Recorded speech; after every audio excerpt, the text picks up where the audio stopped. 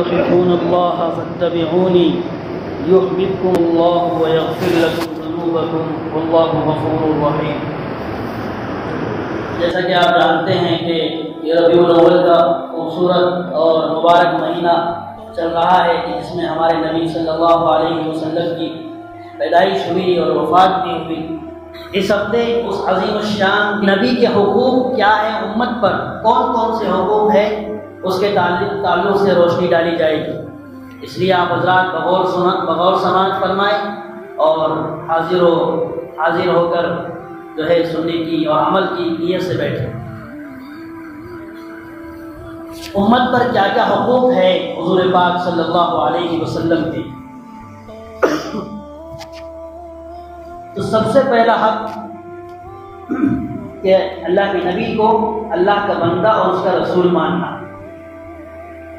اس بات کا اقرار کرنا ہے کہ کلمہ شہادت میں ہر مسلمان اس بات کا اقرار کرتا ہے، اشہد ان لا الہ الا اللہ واشہد ان محمدا عبدہ ورسولہ، کہ میں گواہی دیتا ہوں، اقرار کرتا ہوں کہ اللہ کے سوا کوئی معبود نہیں، اور اس بات کی بھی گواہی دیتا ہوں کہ محمد صلی اللہ علیہ وسلم اللہ کے بندے اور اس کے رسول ہیں۔ تو اس بات کا اقرار کرنا کہ حضور صلی اللہ علیہ وسلم اللہ کے بندے اور رسول ہیں۔ قرآن میں اللہ فرما رہے ہیں اعوذ باللہ من الشیطان الرجیم بسم اللہ الرحمن الرحیم فآمنوا باللہ ورسولہ والنور الذی انزلنا واللہ بما تعملون خبیر، لوگوں اللہ پر ایمان لاؤ، رسول پر ایمان لاؤ اور اس نور پر یعنی قرآن پر جو ہم نے نازل کیا اس پر ایمان لاؤ، اور اللہ تعالیٰ ہر اس چیز سے باخبر ہے، جانتا ہے اور اس چیز کو جو تم کرتے ہو۔ دوسری جگہ فرمایا اللہ نے فآمنوا باللہ ورسولہ النبی الأمی الذی یؤمن باللہ وکلماتہ واتبعوہ لعلکم تہتدون، کہ اس رسول اور اس نبی امی پر ایمان لاؤ، اللہ پر ایمان لانے کے بعد، اور جو شخص اللہ پر ایمان لاتا ہے، اللہ کے حکموں کو مانتا ہے اور نبی کی پیروی کرتا ہے، نبی کی اتباع کرتا ہے، وہ ہدایت کو پہنچ جاتا ہے، اللہ اس کو ہدایت دیتے ہیں۔ اسی طریقے سے اللہ کے نبی نے بھی فرمایا ہے صلی اللہ علیہ وسلم انما انا عبد، میں بندہ ہوں اللہ کا، فقولوا عبد اللہ ورسولہ، تو تم بھی کہو اللہ کا بندہ اور اس کا رسول ہے، کہ میں اللہ کا بندہ اور اس کا رسول ہوں۔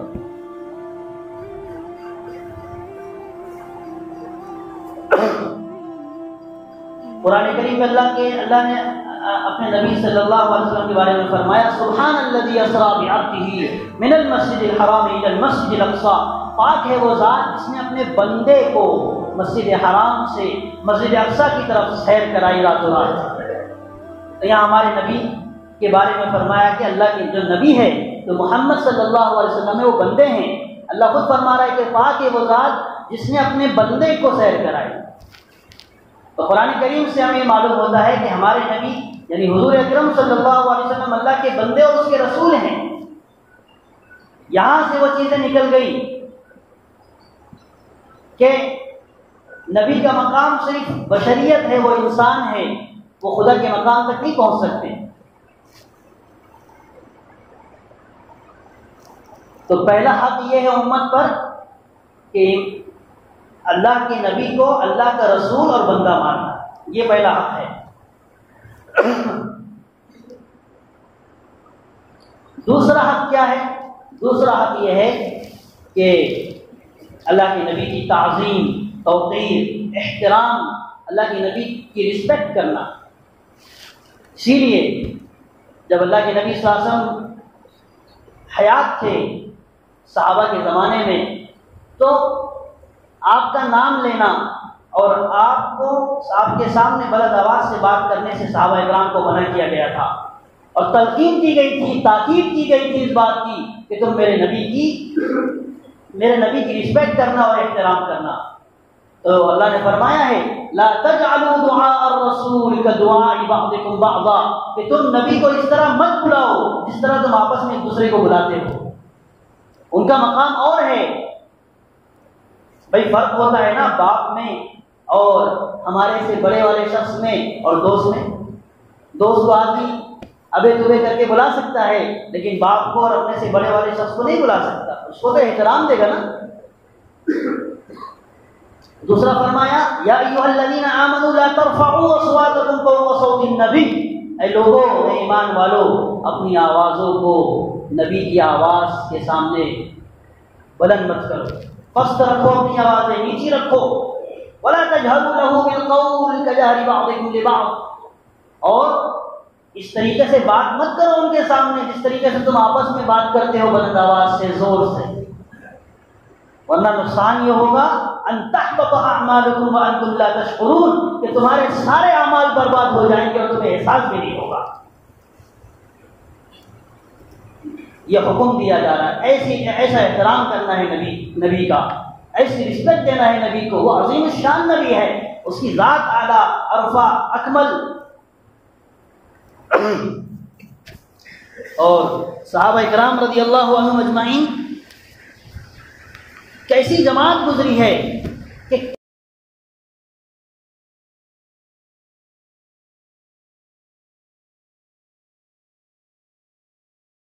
واقعہ ہے، غور سے سنیے گا۔ تو ان کی آواز نیچرلی لاؤڈ تھی، وہ لاؤڈلی بولا کرتے تھے، فطری طور پہ ان کی آواز بلند تھی۔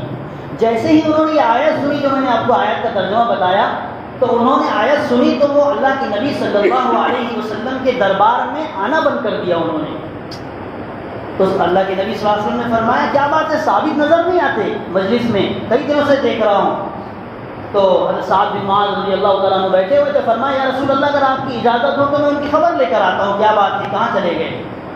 چنانچہ حضرت سعد بن معاذ رضی اللہ تعالیٰ عنہ آیا، ان کے گھر پہ دیکھا کہ سر جھکائے بیٹھے ہیں اور پریشان لگتے ہیں، تو فرمایا کیا بات ہے، کیا ہوا، کیوں مجلس رسول میں دربار نبوی میں نہیں آتے؟ تو فرمایا کہ میری آواز نبی کی آواز سے بلند ہے، اس لیے میرا عمل برباد ہو گیا اور میں جہنم والوں میں سے ہو گیا۔ تو انہوں نے یہ بات اللہ کے نبی کو پہنچائی، کہا ایسے ایسے کہہ رہے ہیں، تو فرمایا جاؤ ثابت کے بعد جاؤ، کہو، خوشخبری دو اس کو کہ تم جہنم والوں میں سے نہیں ہو بلکہ تم جنت والوں میں سے۔ یہ احترام، یہ صحابہ اکرام ایسا اتباع کرتے تھے۔ صلح حدیبیہ کے موقع پر حضرت ثقفی رضی اللہ تعالیٰ عنہ، میں نام بول رہا ہوں ان کا، وہ قریش کے نمائندہ بن کر آئے تھے، ریپریزنٹیٹیو بن کر آئے تھے، جو صلح حدیبیہ کے موقع پر جو دفعات اور جو ایکٹس پاس ہوئے تھے، جو چیزیں ہوئی تھی دونوں کے درمیان، مسلمانوں اور کفار کے درمیان، تو وہ اللہ کے نبی صلی اللہ علیہ وسلم کے پاس آئے تھے نمائندہ بن کر، پھر واپس گئے تو قریش کے پاس جا کر انہوں نے تقریر کی اور کہا کہ اے میری قوم، غور سے سنو، اے میری قوم، میں نے دنیا کے بڑے بڑے بادشاہوں سے ملا ہوں، اور یہاں تک کہ میں قیصر، کسریٰ، نجاشی، جو اس زمانے کے سپر پاور اور اس زمانے کی جو ہے بڑے بڑے لوگ سمجھے جاتے تھے، ان کے پاس بھی گیا، لیکن اللہ کی قسم میں نے کسی بادشاہ کو نہیں دیکھا کہ اس کے حواریین، اس کے ساتھی اس کی اتنی تعظیم کرتے ہیں جتنی تعظیم محمد کے ساتھی صلی اللہ علیہ وسلم کرتے ہیں۔ کیا تعظیم کرتے ہیں کہ اگر وہ کھنکارتے بھی ہیں تو ان کے منہ سے نکلنے والا بلغم ان کے کسی ساتھی کے ہاتھ پر ہوتا، جسے وہ اپنے چہرے پر مل لیتا ہے، اپنے جسم پر مل لیتا۔ اگر وہ کوئی حکم جاری کرتے ہیں تو فوراً اس پر عمل ہوتا۔ اگر وہ وضو کرتے ہیں تو ان کے ساتھیوں میں سے ہر ایک کی یہ کوشش ہوتی کہ جو وضو کا بچا ہوا پانی ہے وہ اسے مل جائے۔ اور اگر وہ ان سے بات کرتے ہیں تو اپنی آوازوں کو پست کرتے ہیں اور احترام کی وجہ سے اپنی نظروں کو ان کی نظر سے نہیں ملاتے۔ ایسا احترام دیکھا میں۔ تو صحابہ اکرام ایسی محبت، ایسا احترام کرنے والے تھے۔ تو میرے دوست بزرگوں، صحابہ اکرام ہمارے لیے نمونہ ہے، ہمارے لیے آئیڈیل ہے۔ یہ صرف کہانیاں، یہ واقعات سنانے کے لیے نہیں ہے، بلکہ یہ واقعات اپنی زندگی میں لانے کے لیے ہیں۔ جس طریقے سے وہ احترام کیا کرتے تھے اور احترام کرنے کی بنیاد پر اللہ نے ان کو کامیاب کیا، احترام کرنے کی بنیاد پر اللہ نے ان کو دنیا میں جنت کا پروانہ عطا کیا ہے۔ اگر ہم بھی آج اللہ کے نبی کا ویسا احترام، ویسی محبت اور ویسی تعظیم کرنے والے ہوں گے، اللہ ہمیں بھی جنت کے پروانے دنیا میں سنائے گا، اللہ ہمیں بھی جنت کی خوشبو دنیا میں سنائے گا، اللہ ہمیں بھی دنیا میں چین سکون کی زندگی عطا فرمائے گا، اور آخرت میں جنت الفردوس میں اللہ ہمیں داخل فرمائے گا۔ احترام کا دوسرا پہلو بھی ہے، یاد رکھیں نبی نے فرمایا صلی اللہ علیہ وسلم لا تطرونی کما اطرت النصارى عیسی ابن مریم فقولوا عبد اللہ ورسولہ. دیکھو میری عزت میرے احترام کرنے میں اتنا غلو اور اتنا آگے مت بڑھ جانا جیسے عیسیٰ ابن مریم کے حواریوں نے ان کے ساتھیوں نے جو ہے کام کیا ہے وہ حد سے آگے بڑھ گئے، بلکہ یہ کہا کرو کہ میں اللہ کا بندہ اور اس کا رسول ہوں. کیا کیا عیسائیوں نے؟ عیسیٰ علیہ السلام کو ایسے مقام پر پہنچا دیا کہ پھر ان کو وہ جو ہے اللہ کہنے لگے، خدا کہنے لگے، نعوذ باللہ. کسی نے کہا کہ وہ اللہ کا عیسیٰ ابن مریم اللہ کے بیٹے ہیں. تو یہ احترام میں زیادتی اور غلو اور حد سے تجاوز، باؤنڈری کراس کر دی ہے. اسی لیے کسی بھی چیز میں دیکھا جائے تو آدمی ہر چیز کو مینٹین کر کے جب چلتا ہے تو وہ چیز جو ہے اس کی صحت رہتی ہے. اگر آگے چلا جائے، زیادہ آدمی کھانا کھا لے، چاہے بریانی کیوں نہ کھائے، چاہے اچھا کھانا کیوں نہ کھائے، اگر زیادہ کھائے گا تو پھر وہ رات میں ہاسپٹل میں نظر آئے گا، اور کم کھائے گا تو پھر اسے بھوک ستائے گی. تو ہر چیز میں دنیا کی جو ہے ہم مینٹین رکھتے ہیں کسی بھی چیز کو. تو نبی نے فرمایا میرے احترام میں بھی میں جو ہے اعتدال سے کام لوں. پھر نبی خود فرما رہے آگے کہ اس سے یہ پتہ چلا کہ اللہ کو جو اختیار حاصل ہے، اللہ جو چاہتا ہے کرتا ہے، اور اللہ ہی ہر چیز کا حاجت روا ہے، مشکل کشا ہے. اللہ ہر چیز کو کرنے والا ہے، بیماری دینے والا اللہ، نفع دینے والا اللہ، نقصان دینے والا اللہ، غیب کی باتوں کو جاننے والا اللہ ہے. اس سے پتہ چلا کہ ہمارے نبی اور جتنے انبیاء علیہ السلام اس دنیا میں تشریف لائے وہ انسان تھے، خدا نہیں تھے. اور اللہ نے قرآن میں فرمایا تاکہ امت نبی کے اس مقام کو دیکھ کر بھٹک نہ جائے، فرمایا قل، نبی کہہ دو، لا املک لنفسی نفعا ولا ضرا الا ما شاء اللہ، کہ نبی کہہ دو کہ میں لا املک، میں اپنے نفع نقصان، میں اپنے خود کے نفع نقصان کا خود مالک نہیں ہوں، بلکہ اللہ جو چاہتا ہے وہ ہو جاتا ہے. نبی فرما رہے ہیں. اور نبی آگے کیا فرماتے ہیں؟ وَلَوْ كُنْتُ أَعْلَمُ الْغَيْبِ لَاسْتَكْثَرْتُ مِنَ الْخَيْرِ، اگر مجھے غیب کا علم ہوتا تو میں دنیا جہان کی بھلائیاں سمیٹ لیتا. وَمَا مَسَّنِيَ السُّوءُ، اب مجھے تکلیف نہ پہنچتی. إِنْ أَنَا إِلَّا نَذِيرٌ وَبَشِيرٌ لِقَوْمٍ يُؤْمِنُونَ، میری حیثیت تو صرف ڈرانے والے کی، میری حیثیت تو صرف خوشخبری دینے والے کی ہے ان لوگوں کو جو ایمان والے ہیں. تو یہاں سے یہ بات سمجھ میں آتی ہے کہ نبی فرما رہے ہیں اگر مجھے غیب کا علم ہوتا تو مجھے تکلیف نہ پہنچتی، پھر طائف میں مار نہ کھاتا، طائف میں میرے پیچھے بچے نہ پڑتے، اور احد میں میرے دانت نہ ٹوٹتے، احد میں میری خندق میں خود نہ گھستی، اور میری بیوی، میری بیویاں اور میری بچیاں فاقے نہ گزارتی، اور میرا اچھا گھر ہوتا، اور میں اپنے نوازوں کو نیزوں پر چڑھتا نہیں دیکھتا. اس سے پتہ چلا کہ نبی انسان ہے، ہماری طرح ایک انسان ہے. فرمایا اللہ کے نبی نے میں تمہاری طرح ایک انسان ہوں. ایک جگہ فرمایا لا اقول لکم عندی خزائن اللہ، میں تم سے یہ نہیں کہتا کہ میرے پاس اللہ کے خزانے. نبی فرما رہے لا اقول لکم عندی خزائن اللہ، میں یہ نہیں کہتا تم سے کہ میرے پاس اللہ کے خزانے ہیں. ولا اعلم الغیب، اور میں غیب کی باتیں بھی نہیں جانتا ہوں. ولا اقول لکم انی ملک، اور میں تم سے یہ بھی نہیں کہتا ہوں کہ میں فرشتہ ہوں. ان اتبع الا ما یوحى الی، بلکہ میں اسی چیز کی پیروی کرتا ہوں، اسی کو فالو کرتا ہوں جو قرآن کی شکل میں اللہ پاک میرے پاس بھیجتے ہیں. تو نبی کا مقام ایک انسان ہے. اسی لیے کفار کہتے تھے قریش مکہ ما لهذا الرسول یاکل الطعام ویمشی فی الاسواق، ارے اس رسول کو کیا ہو گیا، یہ تو کھاتا پیتا ہے اور بازار میں چلت پھرت کرتا ہے. تو نبی کا مقام، نبی انسان ہی ہوتے ہیں، صرف ہم میں اور ان میں یہ فرق ہوتا ہے کہ وہ اللہ سے براہ راست ان کے پاس وحی آتی ہے اور بس کچھ نہیں. وہ کھاتے بھی ہیں، پیتے بھی ہیں، ان کی شادیاں بھی ہوتی ہیں، اور جو ہے جو انسان کام کرتا ہے وہ بھی کرتے ہیں. تو تعظیم کرنا ہے لیکن بہت زیادہ غلو نہیں کرنا، بہت زیادہ جو ہے آگے نہیں بڑھ جانا. تیسرا حق امت پر یہ ہے کہ اللہ کے نبی سے محبت. کیا ہے؟ اللہ کے نبی سے محبت، کہ اللہ کے بعد سب سے زیادہ جو محبت ہو اللہ کے نبی سے محبت ہو. ساری مخلوق سے زیادہ محبت ہمارے اللہ کے بعد اللہ کے نبی سے ہو. نبی نے فرمایا صلی اللہ علیہ وسلم کہ 3 خصلتیں، 3 عادتیں جس شخص میں پائی جائیں گی وہ ایمان کا مزہ دنیا ہی میں چکے گا اور اس کو ایمان کی مٹھاس مل جائے گی. پہلے فرمایا کہ اسے اللہ اس کے رسول سے سب سے زیادہ محبت ہو.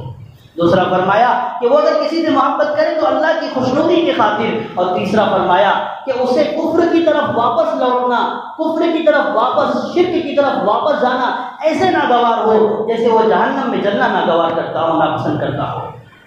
ایک حدیث میں فرمایا لا یؤمن احدکم حتی اکون احب الیہ من ولدہ ووالدہ والناس اجمعین، کہ تم میں سے کوئی شخص مومن نہیں ہو سکتا جب تک کہ میں اس کو اس کے اپنے بچے سے، اس کے اپنے والد سے اور اس کے تمام جو ہے چاہنے والوں سے زیادہ محبوب نہ ہو جاؤں۔ مومن نہیں ہو سکتا، یہ کہہ دیا گیا ہے، مومن نہیں ہو سکتا۔ حضرت حسان بن ثابت رضی اللہ تعالیٰ عنہ جو شاعر رسول ہے، پوئٹ آف دا پروفیٹ صلی اللہ علیہ وسلم میں فرماتے ہیں فَإِنَّ أَبِي وَوَالِدَهُ وَعِرْضِي لِعِرْضِ مُحَمَّدٍ مِّنْكُمْ بِقَاءُ، کہ میرا باپ، میرے باپ اور اس کی جان اور میری جان یہ محمد کی جان سے زیادہ عزیز ہے، کہ محمد کی جان ہماری ساری عزتوں سے زیادہ محفوظ عزیز ہے۔ ہماری جانوں کو الگ کرو اور میرے نبی کی شان جان میرے نزدیک سب سے زیادہ محبوب ہے۔ تو صحابہ نے کر کے دکھایا اور صحابہ نے محبت کر کے دکھائی۔ ایک صحابی رسول ہے، اللہ کے نبی صلی اللہ علیہ وسلم کی خدمت میں حاضر ہوئے، فرمایا کہ رسول اللہ مجھے آپ سے، مجھ سے زیادہ اور میرے بچوں سے بھی زیادہ آپ مجھے محبوب ہے، میں آپ کو پیار کرتا ہوں، محبت کرتا ہوں، اور جب میں گھر پر جاتا ہوں تو مجھے بار بار آپ کا ہی خیال ستاتا ہے اور آپ کو دیکھنے کا دل چاہتا ہے، تو مجھ سے صبر نہیں ہوتا، میں واپس آپ کے پاس آتا ہوں اور آپ کو دیکھتا ہوں تو پھر میرے دل کو ٹھنڈک ملتی ہے۔ اور اسی طریقے سے میں آپ کی موت کو اور میری موت کو یاد کرتا ہوں، لیکن اس وقت ذرا مجھے احساس ہوتا ہے کہ جب آپ کا انتقال ہو جائے گا تو آپ نبیوں کے اعلیٰ درجوں میں پہنچ جائیں گے، اور جب میرا انتقال ہوگا تو میں تو ایک چھوٹی موٹی جنت میں چلا جاؤں گا، تو میرا کیا ہوگا؟ بس یہ سوچ کر مجھے افسوس ہوتا ہے۔ حضور پاک صلی اللہ علیہ وسلم خاموش رہے، جواب نہیں دیا۔ اتنے میں جبرائیل تشریف لے آئے اور یہ آیت لے کر آئے وَمَن يُطِعِ اللَّهَ وَالرَّسُولَ فَأُولَٰئِكَ مَعَ الَّذِينَ أَنْعَمَ اللَّهُ عَلَيْهِمْ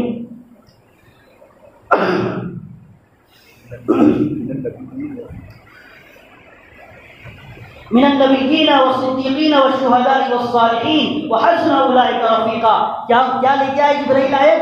جبرائیل لے کر یہ آئے کہ جو اللہ کی اطاعت کرے گا، رسول کی اطاعت کرے گا، تو وہ یاد رکھے اس کا حشر ان لوگوں کے ساتھ ہوگا جن پر اللہ نے انعام کیا ہے، اور وہ کون لوگ ہیں؟ وہ نبیوں کے ساتھ ہوگا، نیکوکاروں کے ساتھ ہوگا، شہیدوں کے ساتھ ہوگا۔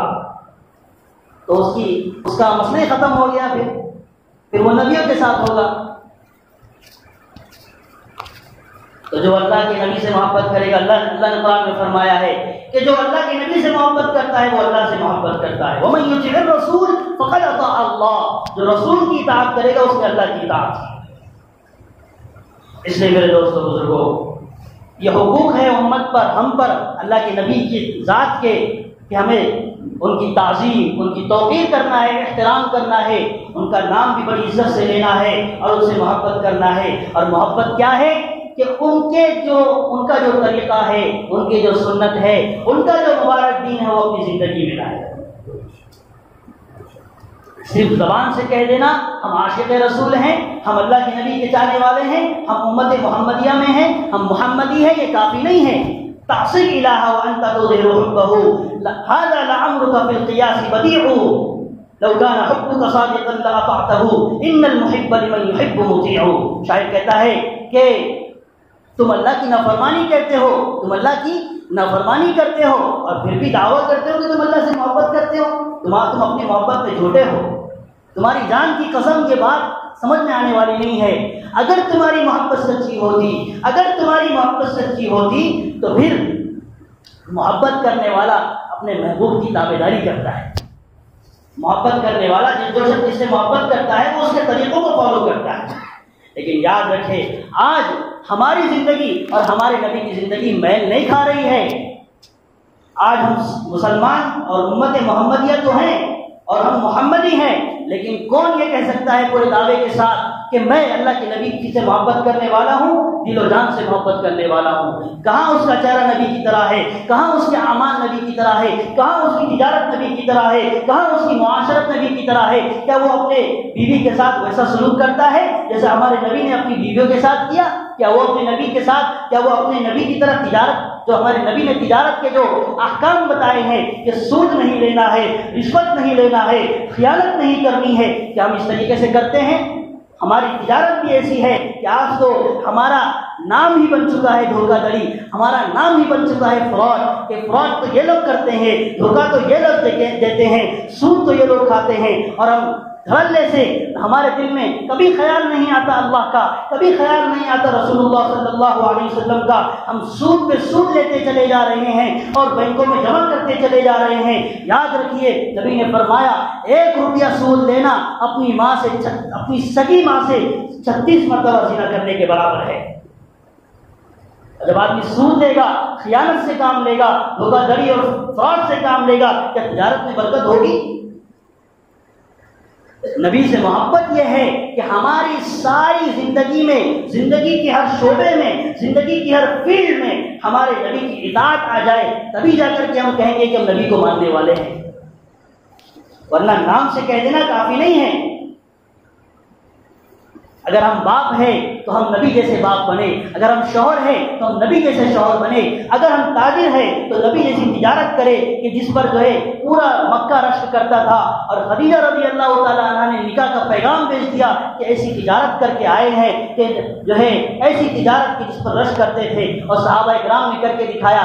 اگر ہم جو ہے بھائی ہے، اگر ہم جو ہے معاشرے میں رہنے والے بڑے ہیں تو ہمارے نوکروں کے ساتھ ہمارا کیا برتاؤ ہے، کیا سلوک ہے، ہم نوکروں کے ساتھ کیا برتاؤ کرتے ہیں۔ اس طریقے سے میرے دوستوں، بزرگوں، میرے بھائیوں، ہمیں اپنی زندگی کو اور ہمیں اپنی زندگی کے ایک شعبے میں ہمیں اللہ کے احکامات کو اتارنا ہے، اور نبی کی محبت کا تقاضا یہ ہے کہ ہم نبی کی سنت اور نبی کے طریقے پر اپنی زندگی کی گاڑی کو چلائیں گے تو ہم صحیح معنی میں اللہ کی نظر میں اللہ سے محبت کرنے والے اور رسول اللہ صلی اللہ علیہ وسلم سے محبت کرنے والے ہوں گے۔ اللہ تعالیٰ سے دعا ہے کہ اللہ پاک ہم سب کو اپنے نبی کی محبت نصیب فرمائے اور اپنے نبی کے طریقوں پر چلنے والا بنائے، اللہ کے احکامات پر عمل کرنے والا بنائے، اور اپنی پوری زندگی کو سنت مبارکہ کے مطابق گزارنے والا بنائے۔ اللہ پاک ہم سب کو توفیقات سے نوازے۔ وآخر دعوانا ان الحمد للہ رب العالمین۔